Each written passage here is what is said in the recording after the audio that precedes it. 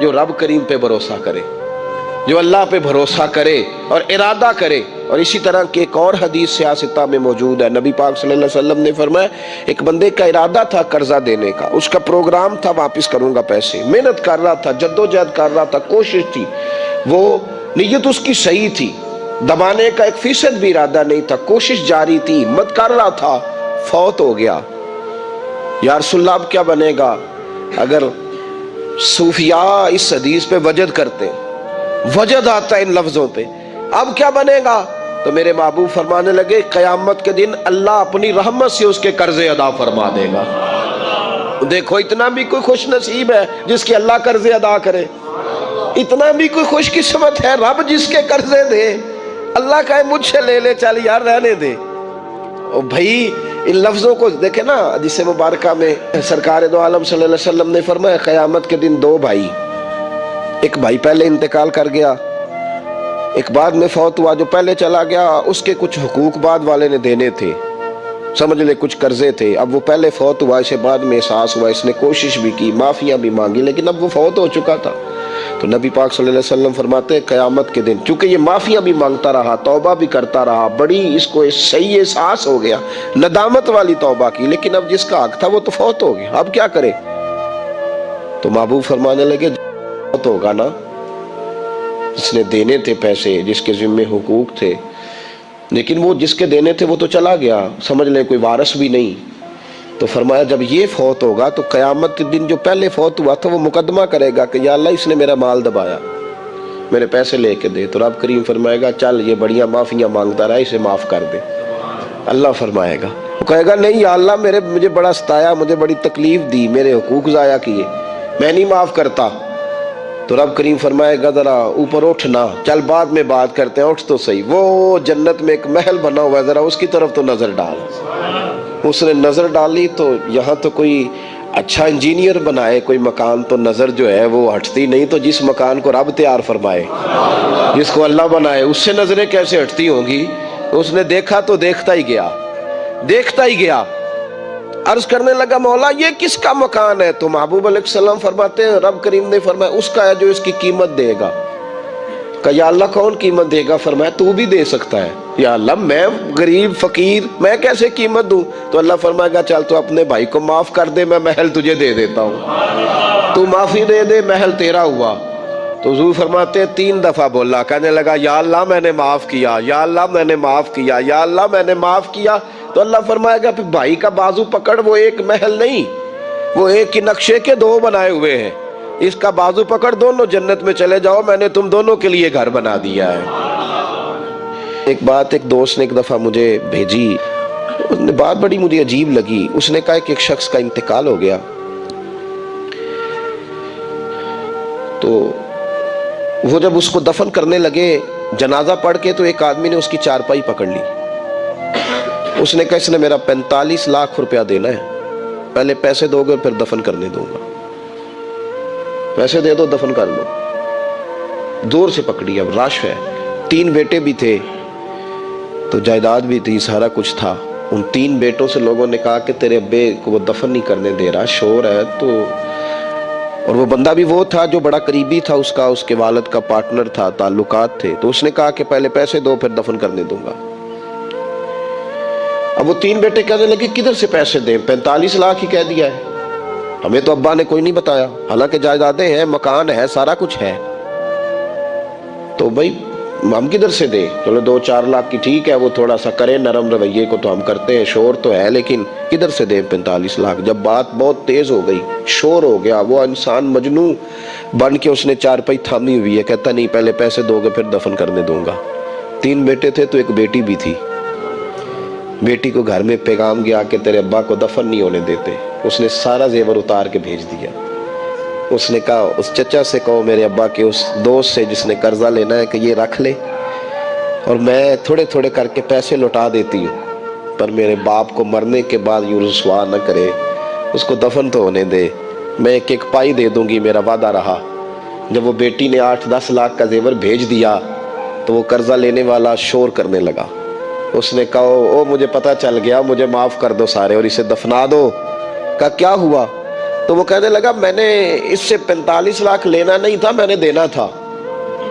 تو میں غور کر رہا تھا کہ اگر تو میں نے اعلان کر دیا نا کہ 45 لاکھ میں نے دینا ہے تو 110 نکل آئیں گے وارث کہ مجھے بھی دو مجھے بھی دو. تو میں نے یہ رویہ اس لیے اختیار کیا ہے کہ میں دیکھوں اس کا اصل وارث ہے کون.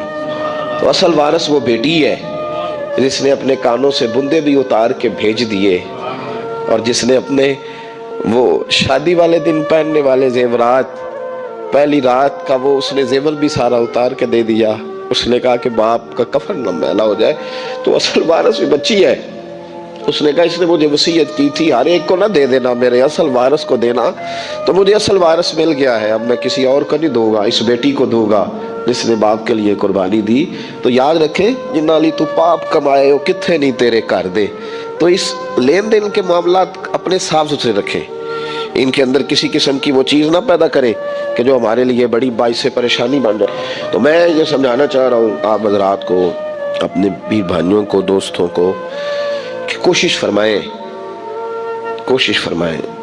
کہ آپ، اور یہ یاد رکھیں وہ میری اماں کبھی کبھی میرے ننھیال سے نا کوئی چیز آتی تھی نا بطور تحفہ کے کسی چیز، تو میری اماں کہتی تھی میرے ماموں سے یا میرے نانا سے کہ بس ٹھیک ہے یہ آپ تھوڑا سا دے جائیں باقی لے جائیں. تو کہتے نہیں رکھ لیں. تو اماں کہا کرتی تھی کہ اپنے گھر سے بندہ کھائے تو پھر ہی پوری پڑتی ہے، کوئی دے گا تو کیا اس میں کتنی دیر ایک دن بندہ کھا لے گا. وہ کہا کرتی تھی کہ اگر پورا کرنا ہے نا خرچہ تو بندہ اپنی کمائی سے پورا کرے تو پورا ہوتا ہے. اگر کسی کے 10,000 سے آپ سمجھتے ہیں کوئی فائدہ ہوگا تو کچھ نہیں ہوتا. آپ کے دست و بازو جو ہمت کر کے لائیں گے اسی سے گزارا ہوگا. کسی کا 50,000 رکھ کے کتنا وقت بیت سکتا ہے، 1 لاکھ سے کیا مطلب، کیا بندہ کر سکتا ہے. تو سہارے نہ ڈھونڈو، خوددار بنو. طریقت میں، تصوف میں خودداری، ترمذی شریف کی ایک حدیث ہے مجھے بڑی پسند ہے. میں سمجھتا ہوں یہ حدیث اگر لوگ سمجھ جائیں نا تو بات بن جائے. نبی پاک صلی اللہ تعالیٰ علیہ وسلم نے لوگوں سے کہا لوگوں چاہتے ہو کہ تم اللہ کے محبوب بن جاؤ؟ تو صحابہ کے چہرے کھل اٹھے. کہا یا رسول اللہ صلی اللہ علیہ وسلم بالکل چاہتے ہیں. فرمایا جو اللہ نے تمہیں دیا ہے اس پہ راضی ہو جاؤ، اللہ کے محبوب بن جاؤ گے، اللہ تم سے پیار کرے گا. اور پھر فرمایا چاہتے ہو کہ لوگ بھی تم سے پیار کریں؟ لوگ بھی کریں یا رسول اللہ، دل کرتا ہے. تو نبی پاک نے فرمایا کسی بندے کی جیب کی طرف کبھی نہ دیکھنا، جو سامنے والے کی جیب میں ہے اس سے بچ جا، اس کے مال پر نظر ڈالنی چھوڑ دے، لوگ بھی تجھ سے پیار کرنے لگ جائیں گے. لوگوں کے مال کی طرف نہ دیکھ. آپ رکھ لیں کسی کا 500 روپیہ بھی، وہ کہے گا بندہ ہی نہیں صحیح، میرا 500 کھا گیا. یہ مت سمجھے کہ بڑا امیر تھا اس کو فکر ہی کوئی نہیں. نا، ان معاملات کے اندر لوگ کہیں نہ کہیں بول ہی جاتے ہیں، کہیں نہ کہیں بات کر ہی جاتے ہیں، کسی نہ کسی جگہ زبان پھسل ہی جاتی ہے. تو مہربانی فرمائیں، مہربانی کریں، آپ اس بات پہ ضرور غور کریں. اور یہ میری اپیل ہے، آپ میرے پیر بھائی ہیں، عزیز ہیں، کہ کوشش فرمائیں لین دین کے معاملات کو 110% صاف رکھیں. کوشش کریں جہاں کوئی چیز دینی ہے، خریداریاں بعد میں ہوتی رہیں گی، جائیدادیں بعد میں بنتی رہیں گی، قرضے نہیں ہونے چاہیے، قرضہ نہیں ہونا چاہیے. میں ایک بزرگ سے کبھی کبھی ملتا تھا تو میں کہتا تھا حضرت جی حالات کیسے ہیں؟ تو کہتے ہیں الحمدللہ کسی کا دینا کچھ نہیں، الحمدللہ کسی کا. تو اس شخص وہ جب بات کرتا تھا تو مجھے یوں لگتا تھا کہ جیسے وہ شخص نعرہ لگا رہا ہے الحمدللہ کسی کا دینا کچھ نہیں. یہ اللہ تعالیٰ کا شکر ہے. اور پھر وہ کبھی کبھی یہ بھی کہا کرتے تھے کسی سے 200-250 لینا ہوگا میں نے دینی کوئی شے نہیں. کوئی کبھی کبھی ٹٹولو گے تو میرا کسی طرف کوئی نکل ہی آئے گا، لیکن میں نے کسی کا دینا کوئی نہیں. میرے ایسا فرمایا کرتے تھے ہماری تو طریقت بھی بڑی دلیر ہے. میں نے ایک دفعہ کہا حضور نظریہ طریقت کیا؟ فرمانے لگے ہماری تو طریقت بھی بڑی خوددار ہے، ہم مریدوں کا خرچ نہیں کراتے، ہم تو کئی دفعہ مریدوں پہ خرچ کر ڈالتے. ہماری تو طریقت بھی بڑی توانا ہے، نے تو مزاج ہی بڑا انوکھا پایا ہے. تو مہربانی فرمائے لینے دینے کے ایک حدیث بخاری میں بڑی مزیدار ہے، بخاری میں، سبحان اللہ. اور بخاری شریف قرآن مجید کے بعد امت مسلمہ کے پاس سب سے معتبر کتاب کا نام بخاری شریف ہے. نبی پاک صلی اللہ علیہ وسلم نے فرمایا ایک بھائی اپنے بھائی سے قرضہ لینے لگا، ایک دوست اپنے دوست سے پیسے لینے لگا. اس نے کہا یار پیسے تو میں دے دیتا ہوں پر کوئی گواہ. اس نے کہا غریبوں کے گواہ نہیں ہوتے، میرا گواہ اللہ ہے. اس نے کہا کسی کی ضمانت دے دو. اس نے کہا میری کون ضمانت دے گا، میری ضمانت میرا اللہ ہی دے گا. وہ بات ہو گئی 1000 دینار اس کو بات بڑی پسند آئی، کہا اللہ کے نام پر تو کہتا ہے، اللہ بھی گواہ ہے ہمارے درمیان اور اللہ ہی ضمانتی ہے، تو لے پیسے، 1000 دینار دے دیے۔ اب وہ بندہ دریا کے پار چلا گیا، محنت۔ یہ دیکھیں اب اس حدیث سے آپ درس دیکھیں، یہ حکایت نہیں، یہ میرے رسول پاک کا بیان کیا ہوا فرمان ہے۔ اس کی صداقتوں پہ دیکھیں، اور بخاری کی حدیث کے جملے کتنے حسین ہیں۔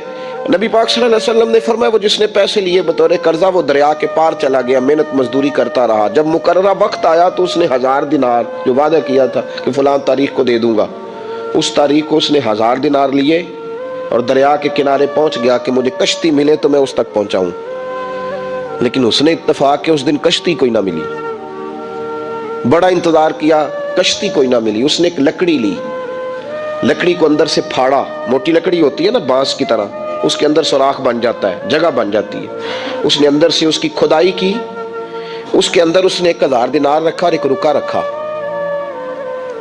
کہ بھائی میں پہنچنا چاہتا تھا لیکن مجھے کشتی نہیں ملی تو میں 1000 دینار رکھ رہا ہوں، جس رب کی ضمانت پر میں نے لیے تھے مجھے امید ہے رب تجھ تک پہنچا دے گا، مجھے امید ہے اللہ پہنچا دے گا تیرے تک، مجھے امید ہے رب پہنچائے گا۔ یہ کہہ کہ اس نے اس کو بند کیا کسی کپڑے کے ساتھ اور بند کر کے دریا میں ڈال دیا۔ اب وہ انتظار کرنے لگا، وہ جو شخص تھا وہ بھی کنارے آیا کہ آج اس کا وعدہ ہے، اس نے آنا ہے۔ دینے والے کو ٹینشن ہوتی ہے تو میرا خیال ہے لینے والے کو بھی بہت زیادہ ہی ہوتی ہے کہ آج لینے، وہ آ گیا کنارے پہ کہ آج پیسے آنے، لیکن کوئی شے نہ آئی، ایک لکڑی بہتی ہوئی آئی تو اس نے اٹھائی لکڑی کا، چلو پیسے نہیں ملے تو ایندھن تو ملا ہے نا، گھر جا کے لکڑی جلا کے روٹی تو پکائیں گے نا۔ وہ لکڑی اٹھا کے گھر لایا، گھر لا کے جب اس کو چھیلا، توڑنے لگا کہ ٹکڑے کر کے اس سے آگ جلاتا ہوں، اس نے کھولی تو اندر سے رکا بھی نکل آیا اور 1000 دینار بھی نکل آیا۔ رب کریم کا انداز دیکھو کہ دریا کتنا چوڑا ہوتا ہے اور جو کاغذ ہوتا ہے وہ پگھل جاتا ہے دریا کے اندر، لفظ مٹ جاتے، لیکن ہر چیز کو بحفاظت میرے رب کریم نے پہنچا دیا۔ اس نے جب اس کو کھولا نا تو 1000 دینار بھی نکل آیا، مقررہ وقت پہ اسے پیسے بھی مل گئے، وہ بڑا راضی ہوا۔ اب یہ بندہ آیا کچھ دنوں کے بعد دوبارہ 1000 دینار کا اور بندوبست کر کے لایا، پتہ نہیں اس تک پہنچے کہ کہیں گم ہو گئے، 1000 دینار کا اور بندوبست کر کے لایا۔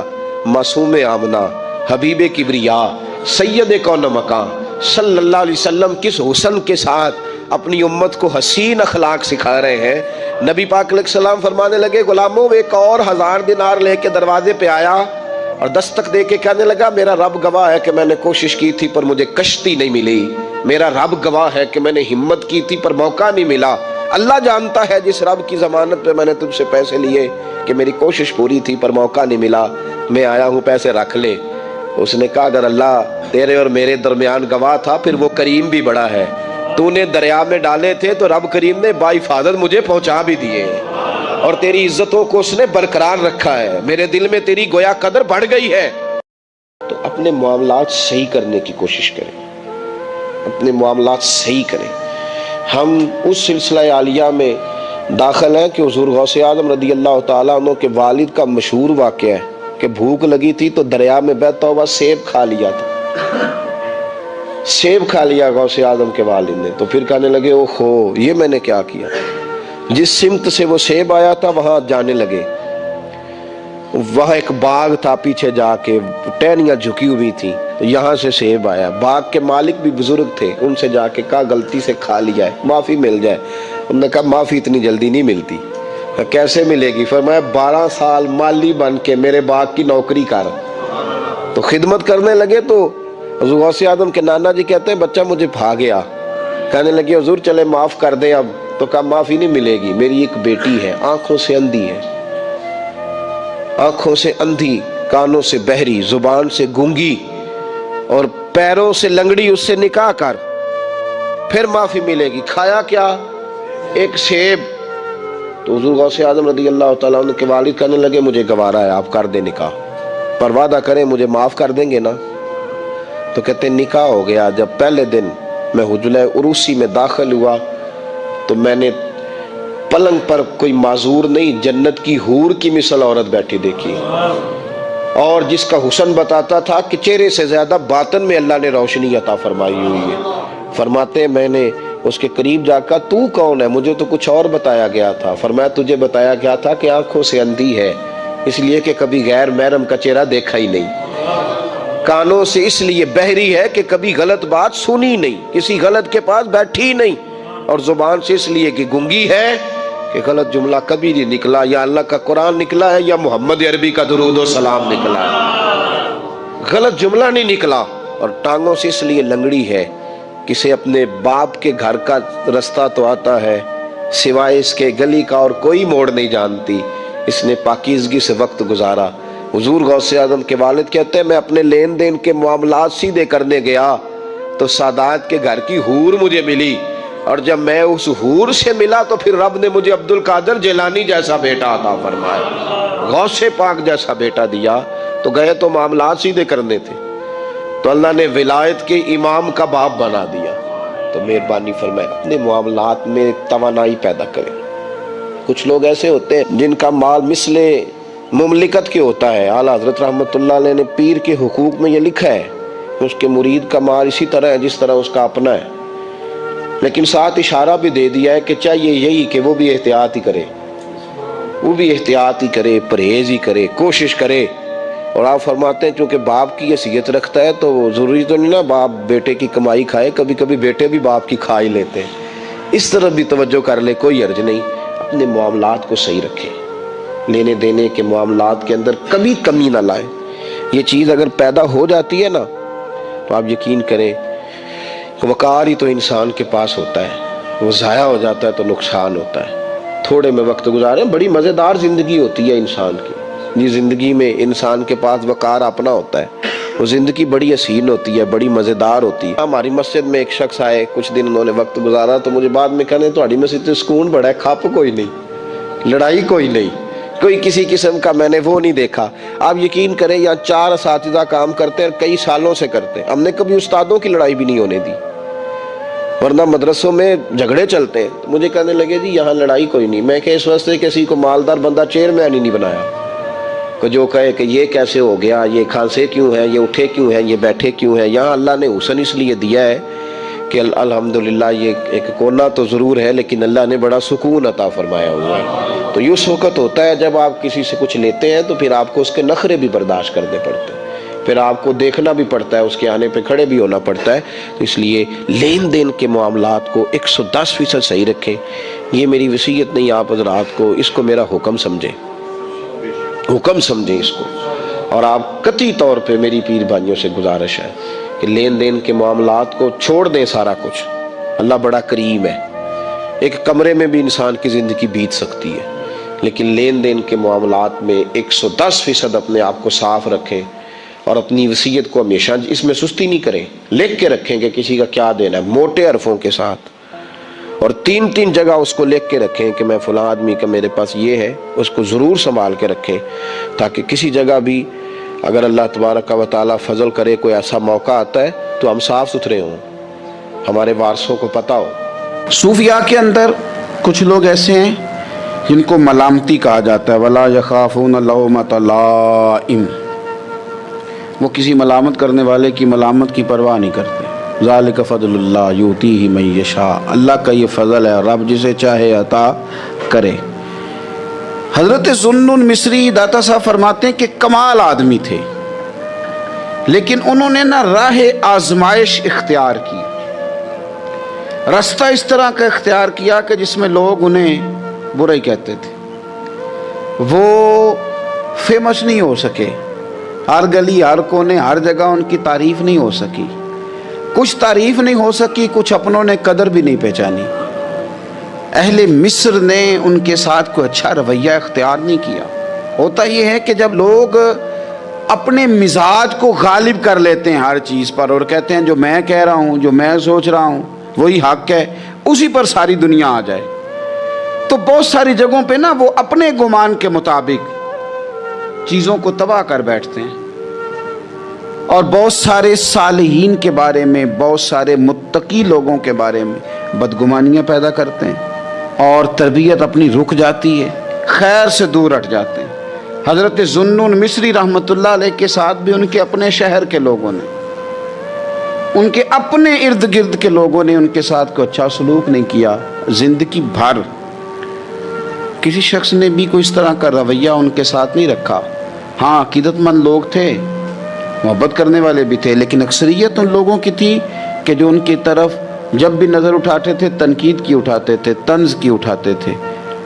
दाता साहब रहमतुल्लाह अलैह फरमाते हैं कि उक़दा तो उस वक़्त खुला, राज तो उस वक़्त फाश हुआ, बात तो उस वक़्त लोगों के सामने आई जब उनका इंतकाल हुआ तो उनकी पेशानी पे लिखा था ये अल्लाह का दोस्त है और इसने रब की मोहब्बत में वफात पाई है। और फरमाते हैं मिस्र के लोगों की आंखें तब खुली कि जब उनका जनाजा धूप में उठाया गया तो परिंदों ने आके जनाजे पे साया कर दिया। उस वक़्त लोगों को पता चला ये तो दो बातें थीं। दाता साहब कहते हैं लोगों पता है तीसरी बात क्या हुई? जिस दिन हज़रत ज़ुन्नून मिस्री का विसाल हुआ 70 नेक लोगों ने रसूल पाक की ज़ियारत की और हर बंदे को ख्वाब में आके अल्लाह के महबूब ने फरमाया आया इसलिए हूँ कि ज़ुन्नून मिस्री का इंतकाल हो गया है और मैंने उनका इस्तकबाल करना, उनको आगे बढ़ के खुदा के करम की खुशखबरी सुनानी है। रसूल कायनात मेरे मरने पे हर सू शोर मच जाएगा देखोगे, कहने अलविदा सरकार खुद तशरीफ़ लाएंगे। और दरवेश ने कहा था बाद मरंदे मुखड़ा मेरा हो जावे जे ताज़ा, फिर समझ लेना महबूब मेरे ने आन पड़े है जनाजा। ओ भाई याद रखिएगा बहुत सारे लोग ऐसे होते हैं कि जिनकी लोग उस तरह कदर नहीं करते जितने कि वो कीमती होते हैं। लेकिन याद रखें उन लोगों को भी ये समझना चाहिए, इस मिसाल से उनको भी अपनी ज़हन साजी करनी चाहिए कि लोगों से कदर कराना वैसे इतना ज़रूरी भी नहीं। ज़्यादा ज़रूरी तो यही है ना कि रब रसूल की नज़र में बंदे का क्या मकाम है। अगर वहाँ मकाम है तो फिर लोगों की गुड वॉक में आना को ज़्यादा ज़रूरी भी नहीं। अगर वहाँ पास है तो बस फिर जे कर साईं वसाउन कुछ अजियां नू तो फिर केड़ा माई दा लाल उजाड़ सकता है। फिर ज़रूरत क्या है इस कदर ज़्यादा परेशान होने की? तो मेरे मुस्तफ़ा करीम अलैहिस्सलाम ने फरमाया बदतरीन दावत है जिसमें अमीर बुलाया जाए गरीब ना बुलाया जाए। वो बदतरीन दावत हजरत इब्राहिम का तरीका रहा सारी जिंदगी मेहमान नवाजी। एक वक्त ऐसा आया कि अल्लाह ताला ने हजरत इब्राहिम को बहुत ज्यादा माल अता फरमाया, इतने ऊंट गिने नहीं जाते, गायें इतनी ज्यादा कि शुमार नहीं होती, बकरे बकरियां इतनी ज्यादा के शुमार, बहुत ज्यादा माल अल्लाह ने अता फरमाया। और अभी कुछ अरसा पहले आप पीछे जाए ना तो जो लफ्ज ये माल था वो रुपए पे तो बोला ही नहीं जाता, वो जानवरों पे बोला जाता। बहुत ज्यादा माल अल्लाह ने दिया, बकरियां गायें ऊंट बैल बड़ा कुछ। तो रब करीम ने फरिश्तों से फरमाया कि वत्तखज़ल्लाहु इब्राहीम खलीला, इब्राहिम मेरा दोस्त है। तो फरिश्ते कहने लगे या अल्लाह जिसे इतना कुछ दिया जाए उसने दोस्त तो बनना ही होता है, तो नवाजा ही पड़ा है, इतना माल इतने खेत खलिहान इतना कुछ। अल्लाह करीम ने फरमाया जाओ आजमाइश कर लो, इम्तिहान ले लो। फरिश्ता इम्तिहान लेने पहुंच गया। हजरत इब्राहिम के जानवर चर रहे हैं चरागाह में, हजरत इब्राहिम भी हैं गुलाम भी हैं, बहुत बड़ा रेवड़ है, आप तशरीफ फरमाए। एक फरिश्ता आया तो खेत में छुप के बैठ गया और बुलंद आवाज से कहने लगा सुबहान अल्लाह वल्हम्दुलिल्लाह वला इलाहा इल्लल्लाह वल्लाह। ये तस्बीह बड़ी पसंद है, महबूब ने इनकी फजीलत बयान की। अब वो हजरत सैयदना इब्राहिम अलैहिस्सलाम खड़े थे तो वो खेत में बैठ के तस्बीह पढ़ने लगा सुबहान अल्लाह वल्हम्दुलिल्लाह वला इलाहा इल्लल्लाह। हजरत इब्राहिम कहने लगे ये मेरे रब का नाम कौन ले रहा है, बड़ी इसकी मीठी आवाज है, बड़ी कौन है? ढूंढने लगे, घूमते घूमते उसके पास चले गए, फरिश्ता इंसानी शक्ल में। तू मेरे रब का जिक्र कर रहा था? उसने कहा मैं ही कर रहा था। फरमाने लगे यार एक दफा फिर नहीं करता? तो कहने लगा इब्राहिम पहले तो मैं अपनी मर्जी से कर रहा था, तू कहता है तो पैसे लगेंगे, पैसे हैं तो कर देता हूं। हजरत इब्राहिम कहने लगे बोल तू क्या लेगा, मेरे अल्लाह का जिक्र सुनाने का क्या लेगा? कहने लगा जितनी बकरियां आप चरा रहे हैं सारी दे दे तो मैं अल्लाह का जिक्र सुना देता हूं। आपने फरमाया बस जा तेरी सारी हुई, मेरे रब का जिक्र सुना। और फिर शुरू हो गया सुबहान अल्लाह अल्हम्दुलिल्लाह वला इलाहा इल्लल्लाह वल्लाहु अकबर حضرت ابراہیم علیہ السلام کیف میں یار پھر ذرا سنا نا علما وچ پھسا سانو تو یار دی گل سنا سانو ذرا دوبارہ سنا میں پھر سنایا ایک دفعہ پھر کہا فرشتہ کہنے لگا باس جی آپ کے پیسے پورے ہو گئے حضرت ابراہیم کہنے لگے چل ایک دفعہ اور سنا کہنے لگا پیسے لگیں گے تو کیا لے گا کہنے لگا گائے بھینسیں ساری میری فرمایا بس یار اتنی قیمت تو سنا صحیح سارا کچھ ہی تیرا پھر شروع ہو گیا سبحان اللہ والحمدللہ ولا الہ الا اللہ واللہ اکبر گائیں دے دی بھینسیں دے دی وہ ذکر سناتا ہے حضرت ابراہیم کبھی مچلتے ہیں کبھی روتے ہیں کبھی آہیں پڑھتے ہیں تو میرے رب کا نام لے رہا ہے ذرا پھر سے لے کیف جاری ہے کہنے لگا بس بھائی حضرت ابراہیم فرمانے لگے تو اور لے لے جو لینا ہے مجھے ذکر سنا اس نے کہا ابراہیم بکریاں میں لے چکا گائے بھینسیں میں لے چکا اونٹ رہ گئے سارے لے لوں گا پھر ذکر سناؤں گا فرمایا جا تیرا ہوا تو ذکر سناتا رہ میں دیتا ہوں دے دیا کچھ دیر ذکر کیا تو اب خاموش ہو گیا حضرت ابراہیم خلیل اللہ علیہ السلام فرمانے لگے ذکر سنا کہنے لگا ابراہیم اب تیرے پاس دینے کو کیا ہے ہر چیز تو میں لے چکا آپ فرمانے لگے یہ گائے بھینسیں بکریاں چرانے کے لیے تجھے کوئی نوکر ملازم بھی تو چاہیے نا تو اس طرح کر مجھے رکھ لے میں روٹی نہیں مانگوں گا کھانا نہیں مانگوں گا تو اللہ کا ذکر سناتا رہنا میں تیرے جانوروں کی نوکری کرتا رہوں گا حضرت ابراہیم علیہ السلام نے جب یہ کہا نا فرشتے کی آنکھوں میں آنسو آ گئے تر دامنی پہ شیخ ہماری نہ جائیے ہم دامن نچوڑ دیں تو فرشتے وضو کریں فرشتہ رو پڑا اور کہنے لگا ابراہیم مجھے سینے سے لگاؤ آپ واقعی اس قابل ہے کہ اللہ آپ کو اپنا دوست بنائے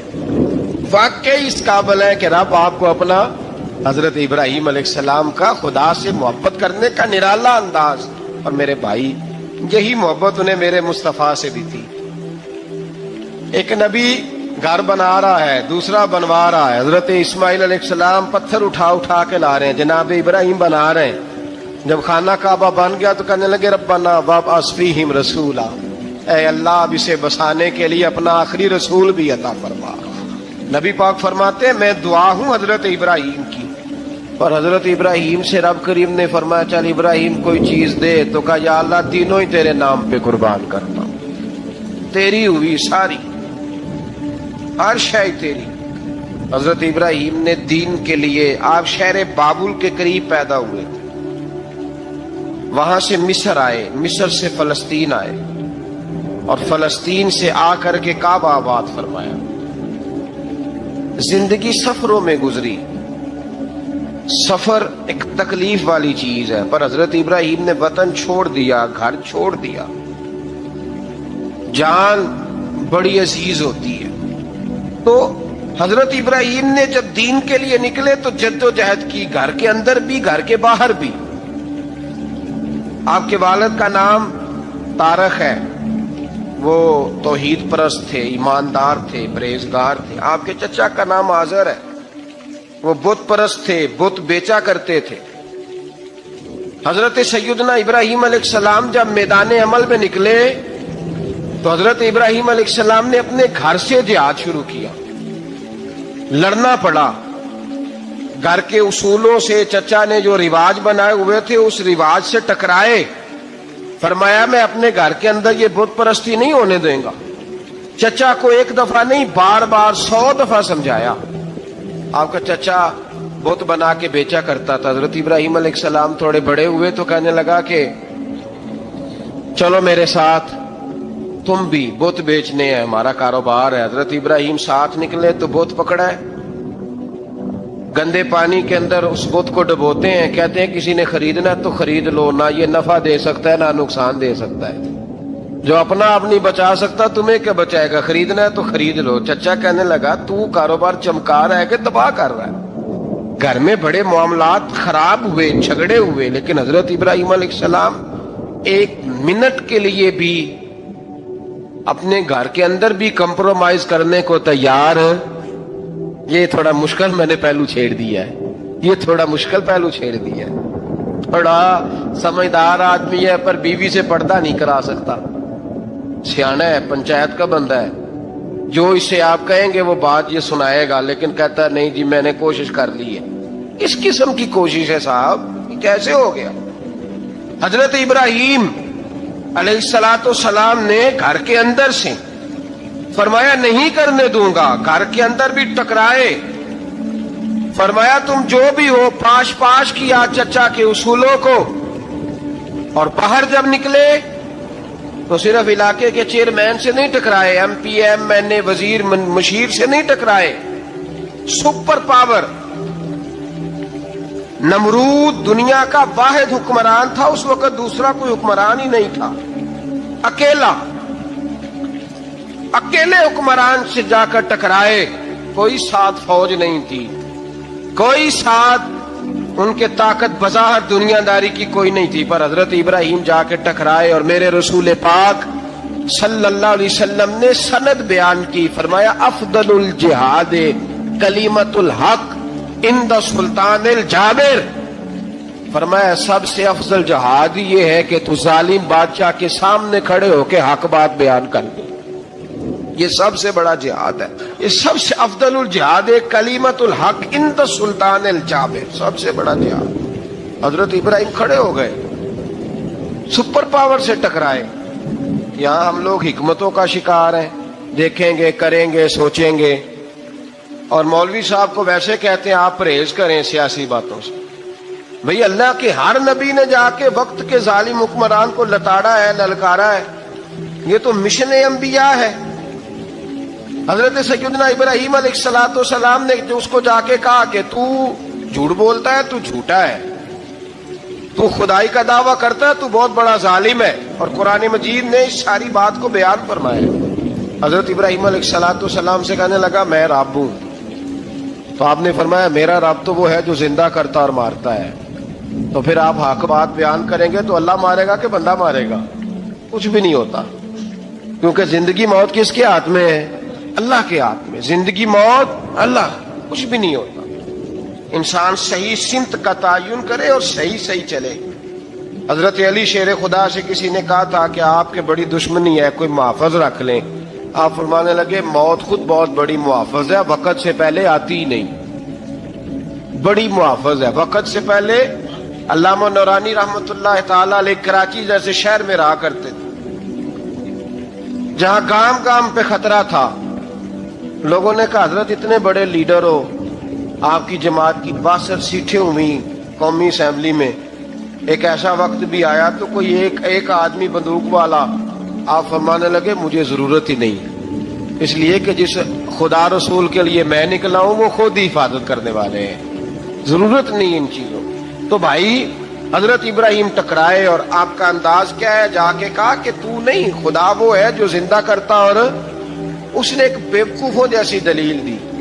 ایک آدمی کو کل پھانسی دینی تھی تو اس کو بلایا، کہنے لگا تجھے کب پھانسی ہے؟ اس نے کہا کل، کہنے لگا جا تجھے آزاد کیا، زندگی دی، اس کو چھٹی دے دی۔ ایک عام آدمی بیچارہ بیٹھا تھا، اس کو پکڑ کے نا کہنے لگا اس کی گردن اڑا دو، کہنے لگا دیکھ لو میں بھی زندہ کرتا اور مارتا ہوں، وہ جو کل مرنے والا تھا میں نے زندہ کر دیا ہے، اور جس کو پتہ ہی نہیں تھا کہ میں نے مرنا ہے اسے پکڑ کے میں نے مار دیا ہے۔ یہ بیوقوفوں جیسی دلیل ہے۔ حضرت سیدنا ابراہیم علیہ السلام چاہتے تو اسی وقت دلیل توڑ دیتے کہ تو کیا بیوقوفوں جیسی بات کر رہا ہے، اگر تو زندگی دیتا ہے تو مرے ہوئے میں جان ڈال کے دے جس کو تو نے مارا ہے۔ لیکن حضرت ابراہیم نے دیکھا کہ بیوقوف ہے، بیوقوفوں سے بحث نہیں ہوتی، دلیل بدل لی جاتی ہے، ان کی عقل کے مطابق بات کی جاتی ہے۔ حضرت ابراہیم فرمانے لگے میرا رب وہ ہے جو سورج مشرق سے نکالتا ہے اور مغرب میں غروب کرتا ہے، تو اگر رب ہے تو تو مغرب سے نکال کے مشرق میں غروب کر۔ فبہت الذی کفر، کافر لاجواب ہو گیا، اس کے پاس اس چیز کا کوئی جواب نہیں تھا۔ علامہ اسماعیل حقی نے خوبصورت فقرہ لکھا ہے، خوبصورت، جان ڈال دی ایک جملہ کہہ کے۔ حضرت سیدنا علامہ اسماعیل حقی رحمت اللہ علیہ فرمانے لگے چونکہ نمرود بیوقوفوں جیسی باتیں کر رہا تھا، اگر وہ یہ کہہ دیتا نا کہ میں سورج کو نکالتا ہوں مشرق سے، میں غروب کرتا ہوں معاذ اللہ مغرب میں نکالتا ہوں، تو آپ اپنے رب سے کہیے کہ وہ مغرب سے نکال کے مشرق میں غروب کرے، علامہ اسماعیل حقی فرماتے ہیں رب کریم کی آواز قدرت تھی، مالک حضرت ابراہیم علیہ السلام کے اس اگر وہ کہہ دیتا اور حضرت ابراہیم دعا کر دیتے تو رب کریم نے فرشتوں کو تیار بٹھایا ہوا تھا. فرمایا اگر یہ کہہ دے میرے خلیل سے کہ سورج مغرب سے نکال کے مشرق میں غروب کرنا ہے تو تیار رہنا، جس طرح خلیل کہیں گے ویسے ہی کر دیں گے. واتخذ اللہ ابراہیم خلیلا، ابراہیم ہمارا دوست جو ہوا، جیسے کہے گا ویسے کر دیں گے. حضرت سیدنا ابراہیم علیہ السلام کی باتوں کا جب جواب نہ دے سکا، دلیل نہیں بندہ دیتا، پھر لڑائی کرتا ہے، پھر جھوٹے موٹے اعتراض کرتا ہے. دلیل ختم ہوتی ہے تو لوگ ذاتیات میں اترتے ہیں، کہتے ہیں یہ کھانستا صحیح نہیں، دیکھتا صحیح نہیں. دلیل ختم، اب ذاتیات پہ اترے، کہنے لگے مجھے پتہ چلا ہے کہ یہ فلانی جگہ گیا تھا تو وہاں جا کے اس نے اس طرح کیا ہے. پھر لوگ ذاتیات پہ اترتے ہیں، جب دلیل کا جواب دلیل سے نہیں دے پاتے پھر ذاتیات پر اتر کر حملے کرتے ہیں. حضرت ابراہیم کے دلائل کا جواب نمرود نہ دے سکا تو کہنے لگا کہ اس کو آگ میں ڈال دو.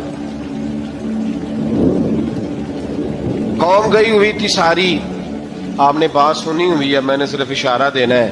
میلے پہ حضرت سیدنا ابراہیم علیہ السلام نے سارے بت توڑ دیے، کلاڑا بڑے بت کی گردن پہ رکھا. واپس آئے کہنے لگے بت کس نے توڑے ہیں؟ تو فرمایا اس سے پوچھ لو جس کی گردن پہ کلاڑا ہے. کہنے لگے یہ تو بول ہی نہیں سکتا. تو فرمانے لگے بڑے بیوقوف ہو، جو بولتا ہی نہیں، سنتا ہی نہیں، اپنا آپ نہیں بچا سکتا، اس کی پوجا کرتے ہو. کہنے لگے پکڑو، دلیلیں ختم ہو گئی، اس کو آگ میں ڈالو. بہت بڑی حویلی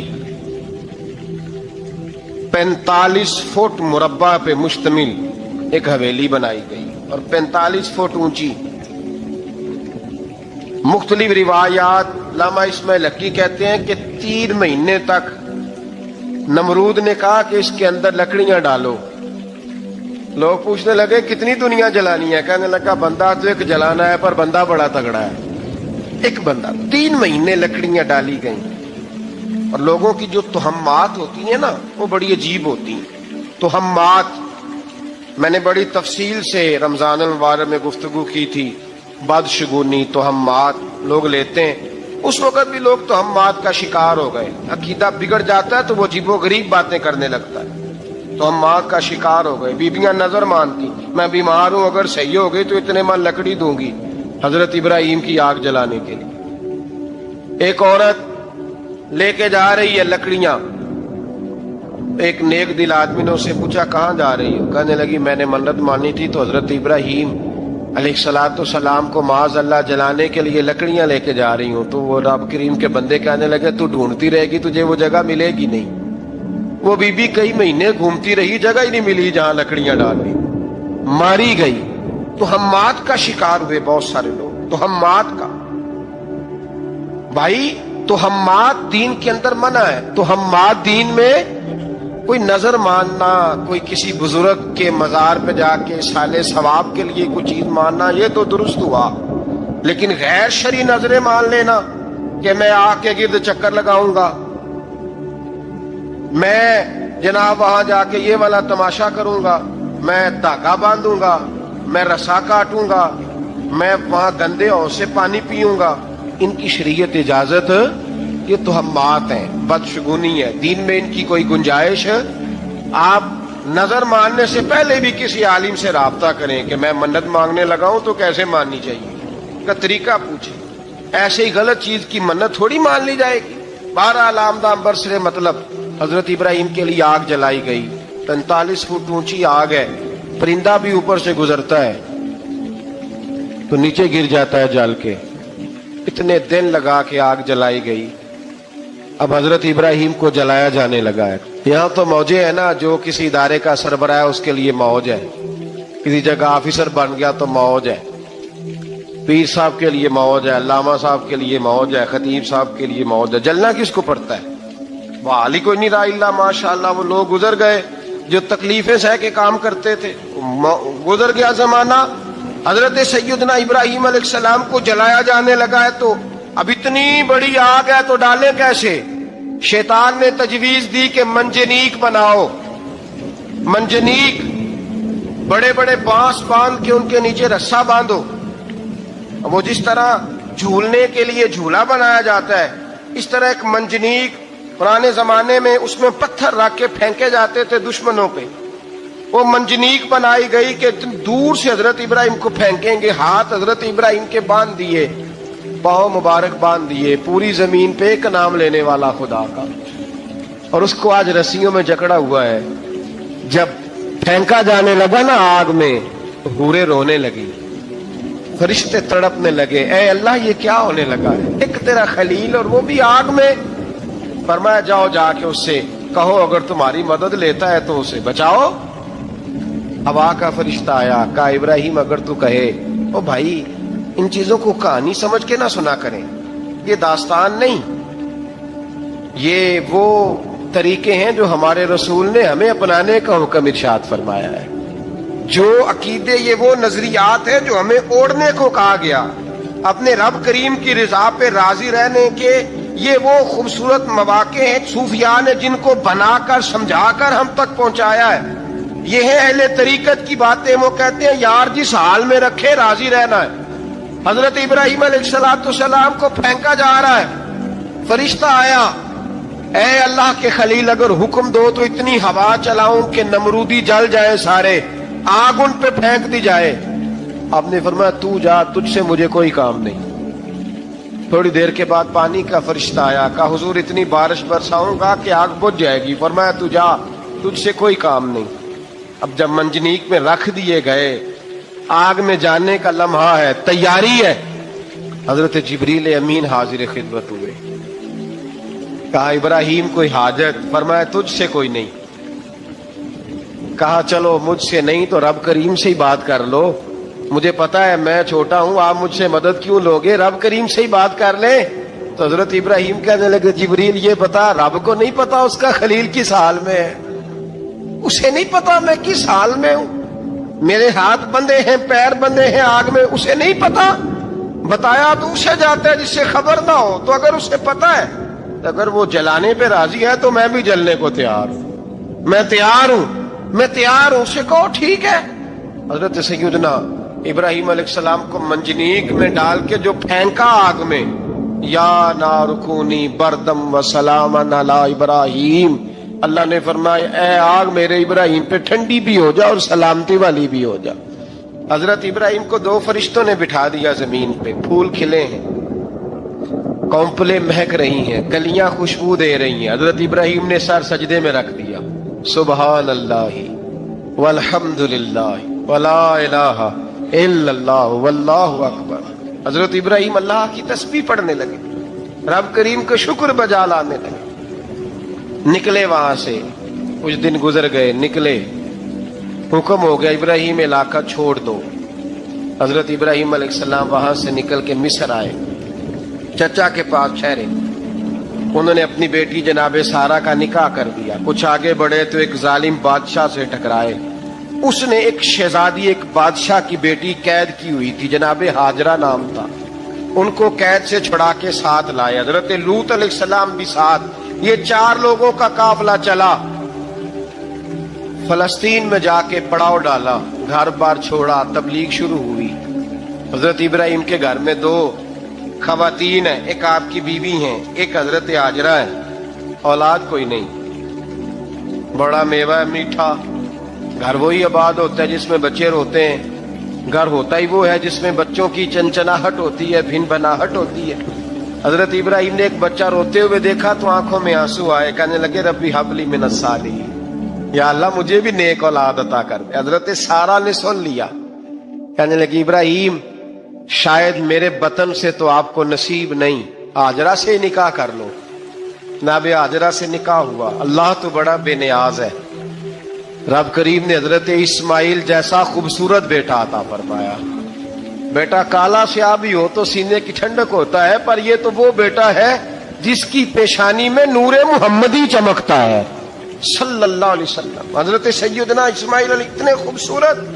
अब जिस बीवी के यहाँ बेटा था, बैठना उठना भी ज्यादा उसके पास, आना जाना भी उसके पास, तवज्जो उधर हो गई। जनाबे सारा रश्क करने लगी। एक दिन कहने लगी इसे छोड़ आ जंगल में, وادی غیر ذی زرع مکے کے پاس بھائی ایک بیٹا عالم دین بنا لو، کہنے لگا روٹی کہاں سے کھائے گا؟ تیرے 5 بیٹے ہیں، کو حافظ قرآن بنا، کہتے روٹی کہاں سے کھائے گا؟ وہ بچہ بھی کہتا ہے میں کہاں سے کھاؤں گا؟ حضرت ابراہیم علیہ السلام تو چند مہینے کا بچہ چھوڑ آئے، تو کہاں سے روٹی کھائی حضرت اسماعیل نے؟ کہاں سے کھائی ان کی اماں نے روٹی؟ بھوکے مر جاتے ہیں یہ سارے۔ میں بڑے ذمہ داری سے کہا کرتا ہوں کہ جتنی خوبصورت روٹی اللہ کریم دین کے خادموں کو عطا کرتا ہے شاید کسی اور کے نصیب ہوتی ہو، لیکن ہم لوگ توجہ ہی نہیں کر رہے، ہمارا ذوق ہی نہیں بن رہا، ہم یہ محنت ہی نہیں کر رہے کہ قوم کو مستند علماء کی ضرورت ہے، علاقوں کے علاقے خالی ہیں، ادھر ہمارا مزاج ہی نہیں بن رہا، توجہ ہی نہیں دین کی خاطر۔ اور پھر چلے بچے تو بعد کی بات ہے نا، جو ابھی خود جوان ہے وہ بھی تو یہ دعا، ایک صاحب مجھے کہنے لگے میں دعا مانگ رہا ہوں اللہ مجھے بیٹا دے تو میں اسے دین پہ لگاؤں گا، تو میں نے کہا آپ بھی بوڑھے نہیں ہوئے، آپ خود ہی لگ جائیں، بیٹا تو ابھی آئے گا تو لگے گا نا، تو آپ تو اس وقت ہے تو آپ تو پہلے لگے نا صاحب، 2 گھنٹے تو نکال کے آئے، دین سیکھنے کو کافی ہے۔ آپ اتنی لمبی سوچ رہے ہیں کہ بچہ آئے گا تو بڑا ہوگا تو وہ جائے گا تو دیکھی جائے گی، ابھی تو آپ ہیں تو آپ تو آؤ۔ حضرت ابراہیم نے بچہ وہاں چھوڑا، یہاں سے جو عمرہ کرنے لوگ جاتے ہیں نا، جو حج کرنے جاتے ہیں، ان کو پتا ہے کہ وہاں دنیا کی ہر نعمت ملتی ہے، پھر بھی ڈبل ٹرپل پیسے لوگ جیبوں میں ڈال کے جاتے ہیں۔ حضرت ابراہیم جب وہاں لے کے گئے تو کوئی انسان نہیں تھا، پانی کا قطرہ نہیں تھا، 2 کلو کھجوریں، ایک مشکیزہ، بیوی کو تھمایا۔ ہمارے گھر میں ہزاروں چیزیں پڑی ہیں لیکن وہ جو توکل ہے نا وہ ختم ہو گیا ہے۔ اللہ دے گا، حلال حلال پہ قناعت کرے، جائز جائز پہ بھروسہ کرے، رب کریم عطا کرنے والا ہے، وہ مزاج ختم ہو گیا۔ حضرت سیدنا ابراہیم علیہ السلام 2 کلو کھجوریں، ایک مشکیزہ پانی کا دے کر کے، اور وہاں بٹھایا آپ نے اپنے بچے کو اور اپنی زوجہ جناب ہاجرہ کو، اور بٹھا کر کے یہ واپس پلٹنے لگے تو حضرت ہاجرہ سلام اللہ علیہ نے آواز دی، کہا ابراہیم کس کے سہارے پہ چھوڑ کے جا رہے ہیں؟ جہاں آب زمزم کا کنواں ہے نا، جو لوگ گئے ہیں انہوں نے صفا مروہ کی صحیح کی ہے، صفا مروہ سے باہر نکلے نا، سرکار کی ولادت کا مقام ہے، اس جگہ پہ آب زمزم کا کنواں تھا، وہاں حضرت سیدنا ہاجرہ کو بٹھایا، کوئی چیز نہیں، کوئی درخت نہیں، کوئی کھیت نہیں، کوئی پانی نہیں، کوئی کنواں نہیں، وہاں بٹھایا اور بٹھا کر کے نکلنے لگے تو جناب ہاجرہ فرمانے لگی ابراہیم کس کے سہارے پہ چھوڑ کے جا رہے ہو؟ کہنے لگی اللہ کے سہارے پہ۔ تو پاک باز بی بی نے ایک لفظ پوچھا، کہا ابراہیم یہ میرے رب کا حکم ہے، یہ میرے بس جن کا عقیدہ توحید مضبوط ہو ان کے لیے ایک جملہ کافی ہوتا ہے، یہ میرے اللہ کا حکم ہے؟ تو جناب ابراہیم علیہ السلام فرمانے لگے ہاجرہ ہاں رب کا حکم ہے۔ جب یہ لفظ کہے تو چاہیے تھا نا حضرت ابراہیم تسلی دیتے، تو بی بی صاحبہ تسلی دینے لگی، عرض کرنے لگی ابراہیم اگر اللہ کا حکم ہے تو پھر آپ ہماری فکر نہ کرنا، اگر یہ رب کا حکم ہے تو پھر ہماری فکر نہ کرنا، جس رب نے ہمیں یہاں تک پہنچایا ہے وہ ہمیں کبھی بھی ضائع نہیں فرمائے گا، پھر فکر نہ کرنا۔ حضرت ابراہیم آ گئے، یہ بات آپ نے سنی ہوئی ہے، اشارہ کرنا مقصود ہے۔ 13 سال میں چلے مان بھی لیا جائے بعض روایات کی روشنی میں کہ آتے جاتے بھی رہے، لیکن مکمل دیکھ بھال اپنے بچے کی پرورش میں پورا حضرت ابراہیم علیہ السلام کا کردار، سارا کردار ماں کا تھا۔ میں جب خواتین کے بارے میں کوئی بات کرتا ہوں تو میں آپ کو اکثر کہتا ہوں کہ یہ صرف بیوی کے لیے حکم نہیں ہوتا، یہ ٹریننگ بیٹی کو دینی ہے اور بہن کو دینی ہے، یہ تربیت کرے اپنے گھر میں۔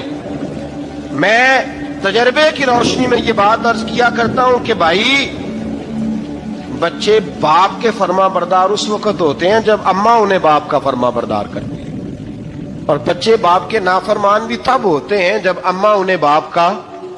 میں نے اپنے کانوں سے سنا ایک دفعہ ایک بچہ اپنے باپ سے کہہ رہا ہے آپ نے تو ساری زندگی باہر گزار دی، پیسے کمانا کون سا مشکل کام ہے، دکھ سکھ تو سارے اماں نے برداشت کیے، سکولوں میں وہ جاتی تھی، فلانا کام وہ کرتی تھی، فلانا کام۔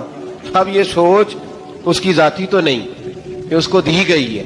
اور اگر اس کو یہ سوچ دے دی جائے کہ اماں کہے کہ میں تو اپنوں میں رہی ساری زندگی, میں نے تو اپنوں میں وقت گزارا, اور تیرا باپ تو کئی دفعہ جنازے بھی نہیں پڑھ سکا, نے تو ماں باپ ایسے دفن کر دیے, وہ اگر یہ سوچ فراہم کرے تو پھر بچہ باپ کا فرما بردار ہوتا ہے. اور یہ والی روایتیں ہم بیوی کو سناتے ہیں, حالانکہ کس کو سنانی چاہیے؟ بولیے. بہن اور بیٹی کو, بہن اور بیٹی کو سنائیں یہ باتیں, ان کو سمجھائیں, تاکہ آگے جا کے وہ جو گھر ترتیب دیں وہ گھر بڑا عمدہ اور نکھرا ہوا ہو. حضرت سیدنا ابراہیم 13 سال کے بعد آئے, چونکہ گھر میں اللہ تبارک و تعالیٰ کی دوستی کا چرچا تھا, اللہ تبارک و تعالیٰ کی محبوبیت کا غلبہ تھا. 13 سال کے بعد فلما بالغ معه السعی, بیٹا جب اتنا بڑا ہوا کہ ساتھ چلنے لگا, تو حضرت ابراہیم نے اپنے بیٹے کو بلا کے کہا, بیٹا مجھے خواب آئی ہے, میں تجھے ذبح کر رہا ہوں, تیری کیا رضا ہے؟ تو حضرت اسماعیل کہنے لگے, یا ابت افعل ما تؤمر, ابا جی اللہ جیسے حکم دیتا ہے میرے ساتھ ویسے ہی کریں, جیسے اللہ حکم دیتا ہے ویسے ہی, بولیے, ایسے ہی کریں. حضرت ہاجرہ کو کہا کہ ایک دوست نے دعوت کی ہے تو وہاں جا رہے ہیں. بی بی مطمئن ہے, تفصیلات کی ضرورت نہیں, ختم بات, اعتبار ہے, مطمئن ہو گئی. شیطان پیچھے سے آیا اماں کے پاس, ذرا تھوڑی دیر کے لیے تصور جمائیے, یہاں تو پڑوسن آ کے کوئی بات بتا دیتی ہے خاوند کے بارے میں تو کئی مہینے جھگڑا جاری رہتا ہے, پڑوسن محلے دار. شیطان نے آ کے بتایا لفظ کیا ہے, کہا حاجرہ تمہیں پتا ہے کہاں جا رہے ہیں؟ کہا دوست کی دعوت میں. تو کہنے لگے دوست کون ہے؟ رب کریم. اور ابراہیم کا خیال ہے کہ اس رب نے مجھے حکم دیا ہے کہ میں ذبح کروں. تو حضرت ہاجرہ کہنے لگی کبھی باپ بھی بیٹا ذبح کرتے ہیں؟ شیطان کہنے لگا ان کا خیال ہے کہ ان کے رب نے حکم دیا ہے. جناب ہاجرہ فرمانے لگی اگر رب نے حکم دیا تو پھر تو مجھے شیطان لگتا ہے, تو مجھے شیطان لگتا ہے. کا کیا مطلب؟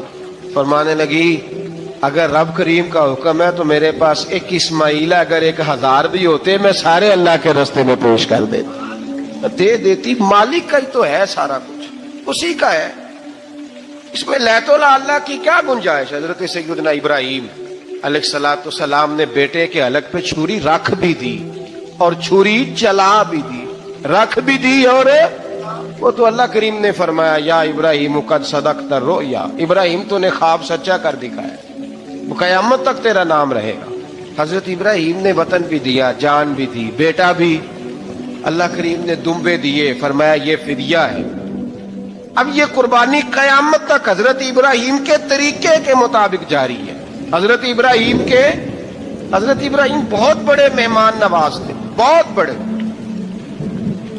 آپ جب مصر میں قیام تھا تو بڑے بڑے لمبے چوڑے لنگر پکتے تھے, لوگ آیا جایا کرتے تھے, بڑا تفصیل کے ساتھ کھانا ہوتا تھا. مہمان نوازی آپ کی خاص صفت مبارکہ ہے. ہمارے ہاں بھی مہمان نوازی ہوتی ہے امیروں کی, بلکہ اب تو مہمان نوازی اس طرح کی ہے کہ کل تیری میرے پاس دعوت ہے اور پرسوں میری تیرے پاس ہے. وہی امیروں میں وہ چکر رہتا ہے, پارٹیاں دوست ایک دوسرے کو ڈالتے ہیں, تیری طرف پارٹی تیری طرف, اور اسی انداز میں اب یہ عید آئے گی نا, ٹکا پارٹیاں ہوں گی جگہ جگہ. اور لوگ سوال پوچھنے لگے ابھی سے, کہتے ہیں قربانی کا کتنا گوشت گھر رکھنا جائز ہے, قربانی کا کتنا گوشت گھر رکھنا جائز ہے؟ سارا ہی جی, ہاں, اس لیے فریزر لے لے, فریج سے نہیں کام چلے گا, سارا ہی جائز ہے, گھر رکھنا سارا ہی جائز ہے, رکھ لیں. او خدا کے بندے, قربانی وہ بندہ دیتا ہے جو سارا سال ہی گوشت کھاتا ہے. صحیح کہہ رہا ہوں؟ قربانی صاحب نصاب صاحب استطاعت بندہ دیتا ہے نا, تو وہ سارا سال ہی گوشت, تو سارا گھر میں رکھنا بھی جائز ہے, لیکن سارا دے دینا بھی. تو جو آ رہی ہے اس پہ کیوں توجہ کرتے ہو, جو دوسرا جائز ہے اس پہ کیوں نہیں عمل کرتے؟ سارا تقسیم کر دیں, بات ختم ہوئی. یقین کریں محرم میں جا کے دوست ٹیلی فون کر کے سوال پوچھتے ہیں, کہتے ہیں صاحب سنا ہے قربانی کا گوشت محرم میں کھانا جائز نہیں. میں کہ نہیں, ربیع الاول بھی جائز جی, رجب رمضان تک کھاؤ, کوئی بندہ نہیں منع کرتا, اس لیے کہ کسی کو دینا تو پسند ہی نہیں. یا پھر اس میں سے جو خاص خاص چیزیں ہیں وہ اپنی فریج میں اور باقی جو ہے وہ دوسروں کے لیے. یہ کیا طریقہ ہے ہمارا؟ اور اسی پہ عمل ہے. اللہ تبارک و تعالی ہمیں سمجھنے کی توفیق عطا فرمائے. یہ قربانی حضرت ابراہیم کا طریقہ ہے. حضور نے اگرچہ نبی پاک کی اپنی سنت تھی، یہ بھی کہہ سکتے تھے سنتی و سنتی ابیکم ابراہیم، میری سنت ہے اور تمہارے باپ ابراہیم کی سنت ہے. یہ نہیں فرمایا. جب صحابہ نے کہا قربانی کیا ہے، فرمایا سنتی ابیکم ابراہیم، یہ تمہارے باپ ابراہیم کی سنت ہے. ہر صاحب نصاب پر قربانی واجب ہے. جو زکوٰۃ کا نصاب رکھتا ہو اس پر قربانی واجب ہے. یعنی ضروریات سے زیادہ اتنے پیسے، جتنے پیسوں سے زکوٰۃ فرض ہوتی ہے، اتنے پیسے جس آدمی کے پاس قربانی سے پہلے پہلے آ جائیں اس آدمی پر قربانی کرنا واجب ہے.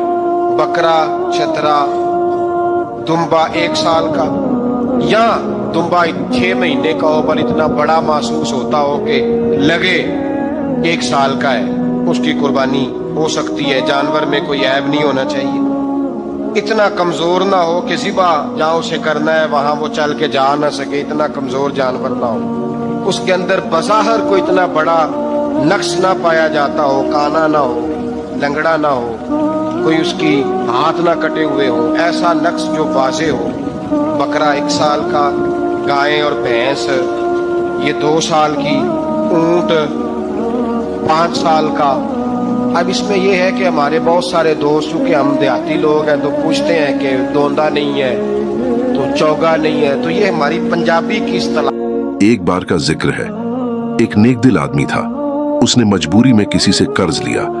جب اس نے پیسہ لیا تو دل میں پکا ارادہ کیا، میں یہ قرض ضرور چکا دوں گا جیسے ہی اللہ مجھے طاقت دے گا. وہ آدمی محنت کرتا رہا، کوشش کرتا رہا، لیکن قرض ادا کرنے سے پہلے ہی اللہ کا حکم آ گیا. اس کی موت ہو گئی. لوگ کہنے لگے اس نے تو قرض نہیں چکایا، اب اس کا کیا ہوگا؟ تب پیغمبر محمد نے فرمایا، جو شخص لوگوں کا مال، پیسہ لیتا ہے اور اللہ کی قسم سچے دل سے اسے لوٹانے کی نیت رکھتا ہے تو اللہ تعالیٰ خود اس کے بدلے وہ قرض ادا کر دیتا ہے. لیکن جو دھوکے سے لے اور لوٹانے کا ارادہ نہ رکھے، اللہ اسے تباہ کر دیتا ہے. صحیح بخاری حدیث نمبر 367 میں. اس حدیث سے ہمیں یہ سیکھنے کو ملتا ہے کہ اگر کوئی شخص سچے دل سے نیت رکھے کہ وہ اپنا قرض ادا کرے گا اور موت یا مجبوری کی وجہ سے نہ کر پائے تو اللہ تعالیٰ رحمت فرماتا ہے اور اس بندے کا قرض خود ادا کر دیتا ہے.